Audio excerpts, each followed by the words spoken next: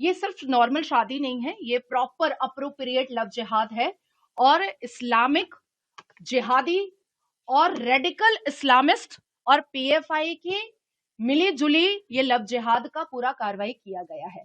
और इसमें Hindu marriage act 1955 का वायलेशन भी किया गया है और हिंदू प्रथा का और विवाह के की जितनी भी प्रथा होती है हिंदू सनातन में, उसको भी मिसयूज किया गया है और उसको भी कहीं ना कहीं उसका भी मजाक उड़ाने का काम किया गया है, क्योंकि फरमान जो है वो अपने प्रेस कॉन्फ्रेंस में साफ तरीके से कहा है कि वो अभी भी मुसलमान है।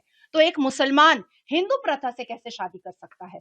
और अगर हिंदू मैरिज एक्ट से वो शादी कर रहा है और मंदिर में शादी कर रहा है, तो उसके पास कौन सा प्रूफ है जो उसने अब तक नहीं दिखाया कि वो उसने पहले हिंदुत्व कबूल किया है?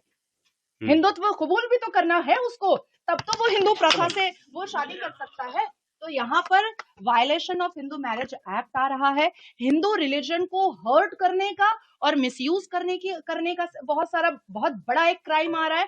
और दूसरा कि शर्जील इमाम जैसे ही अपने भाई की शादी के पैरोल में बाहर आया है, वैसे ही ये जितने भी टेररिज्म ऑर्गेनाइजेशन हैं वो एक्टिव हो चुके हैं। और अभी हालिया में हमने उत्तर प्रदेश में झांगुर पीर को देखा था, जलालुद्दीन को, कि किस तरीके से वो लव जिहाद का पूरा स्ट्रैटेजी चला रहा था। उसके बाद फिर हम लोगों ने देखा केजीएन जिमखाना, फिर हमने बस्ती में देखा कि 3 मुसलमान लड़के किस तरीके से 300 से ज्यादा अधिकतर लड़कियों के न्यूड फोटो करा करके उनसे प्रोस्टिट्यूशन कराने का काम भी करवाने की कोशिश में लगे हुए थे। तो मुझे ऐसा लगता है कि केरला की सरकार अगर ऐसे ऐसे लव जिहाद को और ऐसे ऐसे क्राइम और ऐसे ऐसे रेडिकल इस्लामिस्ट को सहयोग कर रही है, तो हमारे देश की सुरक्षा एजेंसी को काम करना चाहिए और इमीडिएट शर्जील इमाम के पैरोल को कैंसिल करवाना चाहिए। और शर्जील इमाम ने जब और जहां जहां पर बैठ करके स्पीचेस दिया है एनआरसी सीए के खिलाफ, उस वीडियोस में फरमान के प्रेजेंस को ढूंढने और ढूंढ करके निकालने की जरूरत है, क्योंकि मुझे और सनोज भैया दोनों को यह संदेह है कि पीएफआई का इसमें बहुत बड़ा हाथ है और पीएफआई की फंडिंग भी है, जैसे झांगुर पीर के मामले में हमने मुस्लिम कंट्रीज की फंडिंग देखी थी। मोनालिसा को सीरिया भेजने की बात कही जा रही है। हाँ, ऐसा सूत्रों से पता चला है, क्योंकि केरला में भी कुछ राष्ट्रभक्त लोग हैं जो कनेक्शन में है सनोज भैया के, उन लोगों ने बताया है कि ऐसी कोई कार्रवाई चल रही है और इमीडिएट बहुत ही मतलब चुटकियों में पासपोर्ट बनवा लेना। और लड़कियां तो पार्सल की ही जाती हैं, इतने जो हम लोग देखते हैं मिसिंग डायरीज, इतने किडनैपिंग के केसेस, तो बच्चियां तो इधर से उधर कर ही रहे हैं ये लोग। मदरसे में कोई सभ्य इंसान तो बन करके निकल नहीं रहा है, मदरसे में यही लव जिहाद वाले तो कटमुल्ले निकल रहे हैं। तो मुझे ऐसा लगता है कि हमारे देश की जो राष्ट्रपति हैं वो भी ट्राइबल हैं और वो भी महिला हैं, उनका भी इंटरवेंशन इस मामले में बहुत जरूरी है, क्योंकि मोनालिसा को हम 35 टुकड़ों में नहीं पाना चाहते हैं, हम उसको जिंदा सांस लेता हुआ पाना चाहते हैं। केरल सरकार पे कई गंभीर आरोप लग रहे हैं। हाँ, बिल्कुल आरोप लग रहे हैं। क्या इस आरोप को केरल सरकार आकर के सामने एक प्रेस कॉन्फ्रेंस करके मेरा नाम ले करके डिनाई कर सकती है? मैं केरल जाने को तैयार हूँ। डरता वो है जो गलत होता है। मध्य प्रदेश और उत्तर प्रदेश के मुख्यमंत्री से क्या मतलब आप चाहेंगे? हमारा जो लीगल कार्रवाई है उसमें किसी भी तरीके की कोई कुताही ना हो, किसी भी तरीके की कोई देरी ना हो।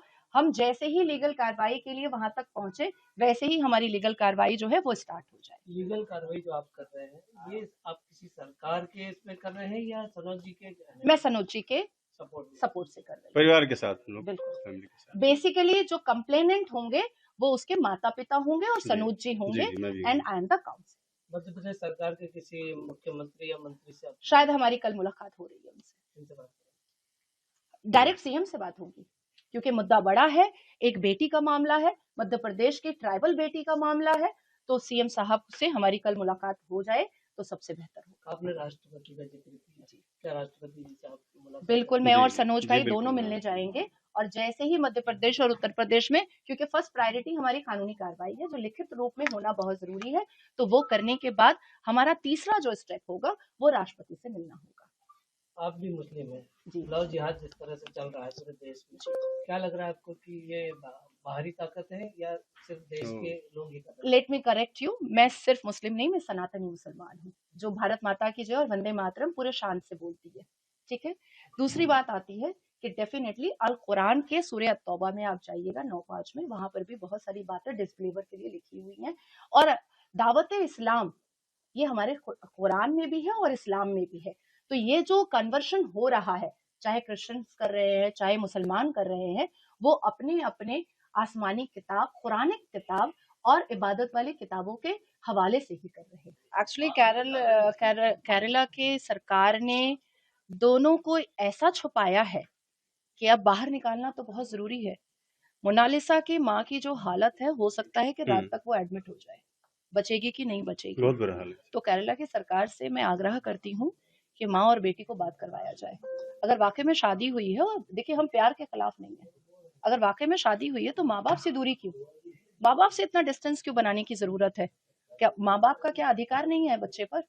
दूसरी बात आती है कि पूरा का पूरा शक जो है वो शर्जील इमाम पर जा रहा है। वो परोल में बाहर आया है और ये घटना सामने आई है। जिस तरीके से पीएफआई का जो एक फंडिंग और सहयोग दिख रहा है, ये भी एक जांच का विषय है और बहुत बड़े जांच का विषय है। और मुझे लगता है कि अगर जांच अप्रोप्रिएट तरीके से जल्दी स्टार्ट हो जाती है तो झांकुर पीर जैसा ही कोई एक बहुत बड़ा मुद्दा देश के सामने आ जाएगा। कानूनी कार्रवाई करने जा रहे हैं, आप एफआईआर दर्ज करने जा रहे हैं, क्या आपका जो है घटनाक्रम रहा है? जी, एफआईआर दर्ज की भी तैयारी जी है? बिल्कुल बिल्कुल एफआईआर दर्ज होगा, राष्ट्रपति को लेटर जाएगा, सीएम साहब, मध्य प्रदेश के सीएम साहब को लेटर दिया जाएगा, उत्तर प्रदेश के सीएम साहब को लेटर दिया जाएगा, देश के प्रधानमंत्री को लेटर दिया जाएगा। देश की बेटी का ये मामला है और दोबारा देश की बेटी बोटियों में मिले, ये ना प्रधानमंत्री चाहेंगे, ना राष्ट्रपति चाहेंगी और ना हम चाहेंगे। केरल ही क्यों चुना हमने, क्या लगता है आपको? सबको पता है, सबको केरल से पता ज्यादा है, सेफ क्या है? केरल से ज्यादा सेफ क्या हो सकता है? जिस तरीके से पीएफआई स्ट्रॉन्ग मूवमेंट केरल में कर पाता है, उस तरीके से उत्तर प्रदेश में क्या ये शादी पॉसिबल थी? मध्य प्रदेश में क्या ये शादी पॉसिबल थी? ये सब, ये ऐसी लव जिहाद वाली शादियां जो होती हैं, वो केरल सबसे ज्यादा बेस्ट हो जाता है। सीरिया जाने की जो है आपने आरोप लगाया कि सीरिया भी भेज सकते हैं उसको। जी हाँ, कई ऐसे राष्ट्रभक्त हैं जो केरल में रहते हैं और वो सनोज मिश्रा भाई से कनेक्टेड है और उन्होंने ये बात कहा है कि इमीडिएट पासपोर्ट बनाने का जो उनका षड्यंत्र है वो यही है कि सीरिया भेजा जाए। और मुझे लगता है कि इस मुद्दे पर भी इमीडिएट हमारे देश की सुरक्षा एजेंसी को काम करने की जरूरत है। मध्य प्रदेश के मुख्यमंत्री, देश के गृह मंत्री आप सबसे मिलने वाली, क्या शिकायत उनको? देश की बेटी को बचा लो, हम बोटियों में नहीं देख पाएंगे। और दूसरा कि देश के गृह मंत्री श्री अमित शाह जी भाई से मैं आग्रह करूंगी कि बीएनएस की जो धारा सेक्शन 69 है वो अप्रोप्रिएट लव जिहाद के खिलाफ नहीं है, तो लव जिहाद के खिलाफ अप्रोप्रिएट एक सेक्शन बनाया जाए ताकि ऐसे ऐसे उम्मा और ऐसे ऐसे मुल्लों की हम सही से तबीयत से हम कार्रवाई कर सकें। केरल में जो इस प्रकार से चुनाव की तारीख को कल ऐलान हुआ है, क्या लगता है कि ऐसे समय जो है इन्होंने? देखिए, बेटी बचाने हम निकले हैं और हमारे देश के प्रधानमंत्री का नारा है बेटी बचाओ बेटी पढ़ाओ। हम उसमें इलेक्शन देखें क्या? हम इलेक्शन का चिंता करें या हम पहले देश की हिंदू बेटी बचा लें, क्योंकि ऑलरेडी बहुत हिंदू बेटियां कट चुकी हैं और कटने नहीं देना चाहते हैं।